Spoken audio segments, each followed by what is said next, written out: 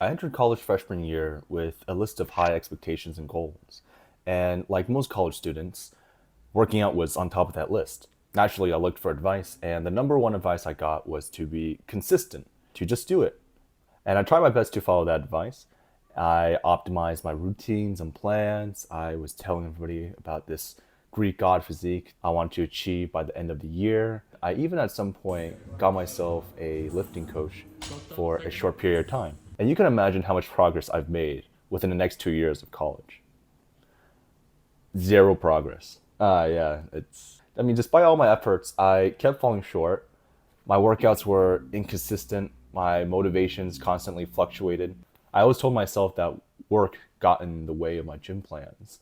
And it was like the same story for every other aspect of my life. I was just like caught in this frustrating cycle of starting strong, losing steam, and then restarting over and over and over and over again.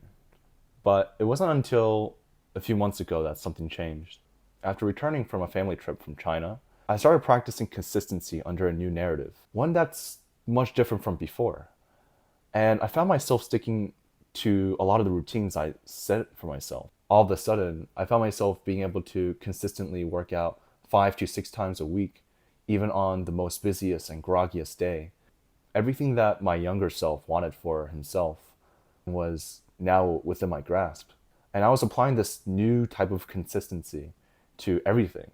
It's not only in the realm of my fitness, but also in my studies, my social life, and my personal growth overall. So, what was it about the consistency I had within those last few months compared to the consistency I had for those first 2 years of college? Turns out that just being told to be consistent, and following that advice on its own is not enough to prime the human brain to be consistent. I realized that consistency isn't just about doing the same thing over and over again. Rather, it's a momentum that is first achieved as a byproduct of understanding your deeper motivations, emotions, and your mentality. In other words, if you don't have the correct fuel, you don't have the correct thought process, you don't have the correct desires that's compatible with you and your goal, you're not gonna be able to generate the momentum to get you far, especially in the beginning phases where things are rather hard. And your action should be powered by that true, authentic feeling that's yours. Because when things get tough and rough, simple productivity hacks isn't gonna help you. Think about you having a gas powered car, but the fuel is battery, right? It's not compatible unless you do that. I think the problem is everybody's focused on optimizing their external environment, or they're trying to find some eureka moment from whatever information source out there. They're not really focused on what's driving them internally. If everyone applied what they learned from all these self-help books and all these like online videos with millions of views and likes, then I don't think most of these issues around us would be a problem. Through my own experiences, I broke down the success of consistency into this equation. Internal drivers plus your external systems equals your success of your consistency. I'm not discrediting external systems. I think external systems has definitely helped me with a lot of small habits and small goals, and it definitely has increased the amount of momentum I've gotten for my bigger projects. But oftentimes, I found myself overshadowing the internal with the external systems. And especially when life gets extremely hard and chaotic, those big life projects and goals will be challenged, and you have to rely heavily on those internal to help you get through that process. Internal is the fuel that drives your car, and external is the road that you pave for the car to get there. If you don't have any fuel to drive down this path, no matter how nice you pave this path, you're not going to be able to move because there's no fuel. Or, in essence, there's not the correct fuel. So I've broken down internal drivers into three components. First, your vision, your emotions, and finally, your mindset. First is your vision. Your vision is your goal, a goal for a certain amount of period of time, a goal that you want to achieve. And it also encompasses how clear that goal is. I've set way too many goals for myself that end up incomplete. And the two biggest reasons related to a lack of or a lack of resonating vision is first, I don't resonate with the vision because it's not my vision. Or in other words, it's a goal setting problem where you don't want the goal that you said that you want, but rather it's a goal that your external environment has kind of like imposed on you. That could be your family or your peers or even just society. And this brings me to this idea of an intrinsic motive and an external motive. Are you doing this to impress others or are you doing this to impress yourself? You should be the one in control of your goals rather than other people forcing this goal upon you. And you just kind of have to trudge through that. You have to be able to turn something that's a need into a want, right? It's not that you need to do it because other people tell you to do it, but you want to do it because you genuinely just are curious or you're interested in this thing. There's a lot of like nebulous ideas of like good health, good finances, good relationships, but we often just follow societal perspectives of those aspects of our life. And this is kind of like took at surface value. For me, like I originally went to work out because everybody around me wanted to work out. They wanted to look good externally, and I was like, oh yeah, I do want to look good. But it's not something that I truly wanted. It was just because like other people wanted to look good. So I was like, yeah, I want to look good.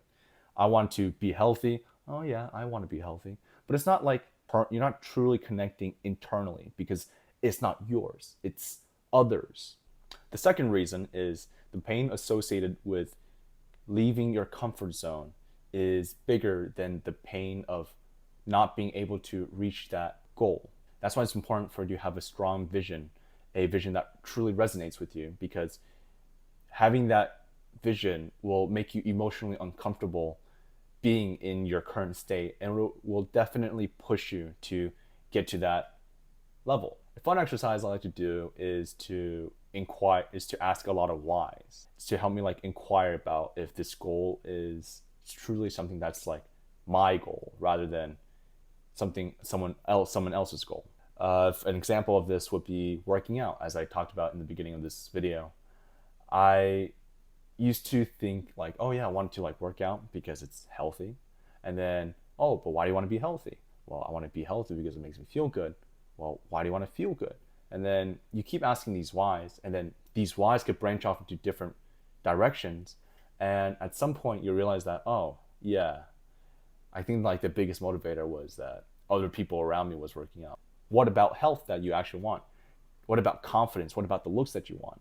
Do you want to look swollen or do you want to have an athlete build?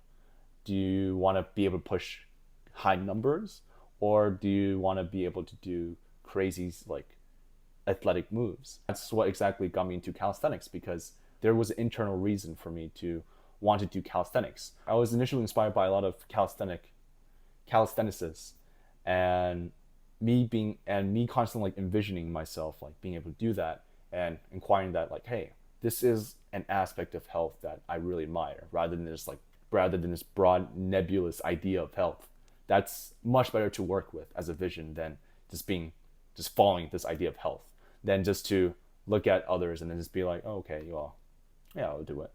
I'm starting to specify what about the health matters to me. And this applies for like any like goal that you have. You want to like specify really specifically to better understand if this is yours or someone else's. And if it's not yours, you can even transition that into your own. That's why like when I see people like go to the gym and they like work out, and then every workout they like go on their phones for like 5 minutes. It just makes me feel like, yeah, this working out doesn't really seem like something that they wanted to do. It just seems like they're just doing it like a chore. If you truly resonate with the goal, it should come from you actively choosing it. You should develop feelings of, or frame your goals in a curious, playful, and even like other positive emotions to supplement it. The way I like to utilize emotions is I try to build positive emotions into my workout by framing my goals in a particular way. I romanticize the process of doing calisthenics. It's like I like to imagine myself as like a main character, and I would like put like main character music. Imagine me like being one of those guys on like YouTube who look like Greek gods posing in front of a mirror. And that to me was rewarding and enticing. And there's many ways you can go about eliciting positive emotions in your goals. For me, I involve play. I make myself a lot more curious. I also treat it as like a form of catharsis, as like a way for me to perhaps like release my stress, or when my ass gets friend zoned. Sometimes I even use a little bit of negative emotions to propel me towards my goals. For instance, I there's a few times I did use rejection as a way to prove the other person wrong. There are also other negative emotions that definitely has hindered me from making progress. And you want to think about how you can mitigate these negative emotions from hindering your progress.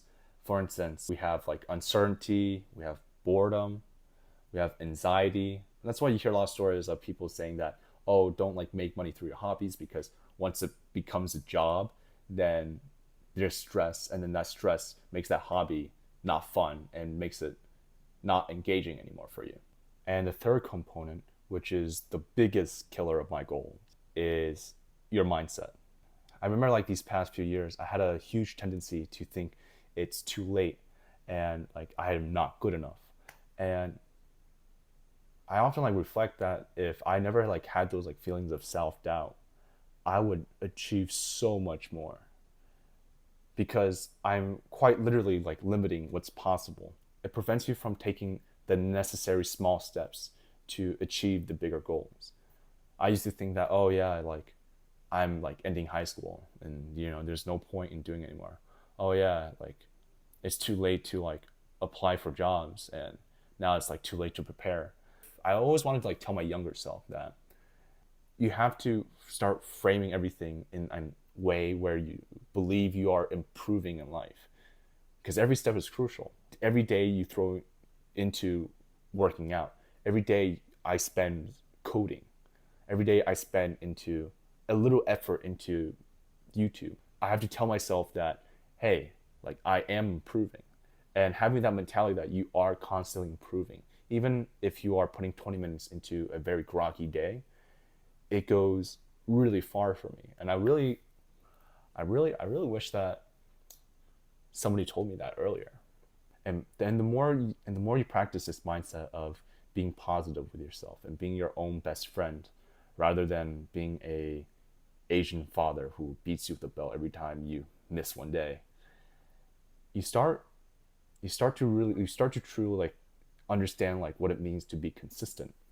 And you start building the identity that you are a consistent person, and then this starts to bleed in every aspect of my life. And this is why like I heavily like that's why I place so much emphasis on focusing on your internal self, because by focusing on your mindset, you quite literally give yourself like a new lens to look at life. The more you build your skills, the more you build your mindset, because your mindset is a muscle. The more you build consistency, you build that consistency mindset. So your way of thinking is trainable. And because it's trainable, you'll start creating value in being consistent, because you are quite literally now you have a mindset that is consistent with staying consistent. You will start to see the value of your own time, and you'll see how transformative it is, and then you start to put a lot more value to your own time because of that mindset. And through this initial experience, you start building this momentum to carry on this mindset. It starts to bleed into your career, your social life, and other aspects of your life that matters to you. So once you win, you start leveraging those wins to get more wins. I think the most important thing for me was to have some time for myself, time away from like people and other external influences that has been shaping your mindset, your visions, and your emotions. And you have to just like stay away from them and start to like just be with yourself to truly understand what you actually want. Maybe it takes a few hours, maybe it takes a few days. For me, I think this was this was a process that took me a few weeks, definitely, where I just like I was not in the States, and I was just in some other country, just thinking. I was just like rethinking over life, and this pause the gave me the it gave me the potential energy to really find out what I wanted to do with my life. With a period of introspection, it can turn something that would not get you anywhere in 2 years to something that transforms you within a period of 2 to 3 months. Choose and reflect on one hobby and skill that you want to accomplish that means a lot to you, and you can like emotionally and intrinsically like align yourself to it. And then you can prime your external environment. Then you can follow the advice in like Atomic Habits to supplement what you have, but don't overdo it. Internal is definitely the most important in this age of a shit ton of information. And just as the old me was yearning for that right advice to help him propel towards his goals, I think this is like my advice to anybody who's like struggling out there to want to achieve his goals, is to truly just like sit with yourself and just reflect on these internal drivers in you, because these were the things that drove me the most within these past few months. I hope that advice can help you, because that was advice that helped me the most within the past few months, and advice that I would definitely give to my younger self. So yeah,